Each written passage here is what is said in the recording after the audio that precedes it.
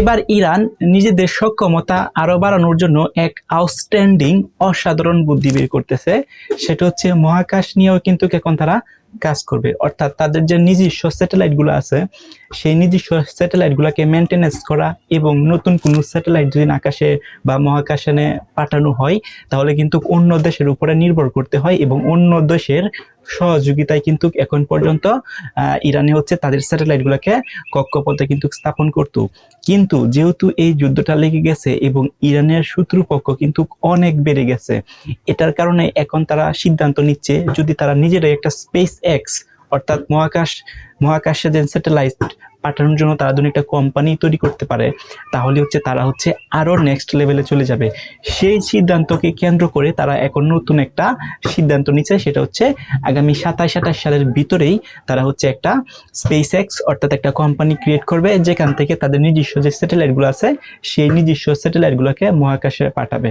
তো অলরেডি কিন্তু 24টারও বেশি স্যাটেলাইট কিন্তু ইরানের আছে। এটা হচ্ছে সবচেয়ে লো অরবিটাল অর্থাৎ নিম্ন যে কক্ষপথ গুলো আছে সেখানে কিন্তু স্থাপন আছে এবং বিভিন্ন কাজে তাদের যে এই স্যাটেলাইট গুলা যেন আছে সেই স্যাটেলাইট গুলাকে ইউজ করতেছে ইরান। এখন ইরান ভাবতেছে যে আরো বেশ কিছু স্যাটেলাইট হচ্ছে তারা মহাকাশে পাঠাবে। এখন এই বেশ কিছু স্যাটেলাইট যদি এখন মহাকাশে পাঠাই, তাহলে ডেফিনেটলি সেটা রাশিয়া বা চীন বা অন্য কোনো কান্ট্রির উপর নির্ভর হয়ে তারা কিন্তু সেই স্যাটেলাইট গুলোকে পাঠাইতে হয়। তো একটা কস্টিং এরও বিষয় থাকে বা খরচেরও বিষয় থাকে। তার চেয়েও বেশি হচ্ছে যে সিকিউরিটি, সেটা কিন্তু একটা ইনশিওর করা যায় না। সো অনেক স্যাটেলাইট আছে গোপনে কিন্তু অনেক কাজকর্ম করে দেয় এবং গোয়েন্দা তথ্য প্রোভাইড করে অনেক স্যাটেলাইট আছে।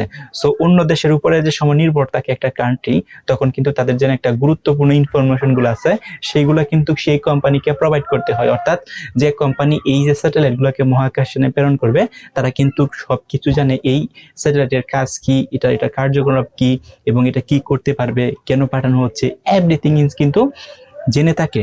তো ইরান ভাবতেছে যে এই যে গোপন ইনফরমেশন গুলো আছে এই ইনফরমেশনটা তাদের কাছেই থাক এবং তারা হচ্ছে যে কোনো স্যাটেলাইট যে কোনো প্রয়োজনে যাতে যে কোনো মুহূর্তে আকাশে প্রেরণ করতে পারে বা পাঠাতে পারে, এমনই চিন্তা ভাবনা করে কিন্তু সারা বিশ্বের সাথে তাল মিলিয়ে এখন তারা নিজেরাই হচ্ছে রকেট মহাকাশে পাঠানোর কোম্পানি তৈরি করবে।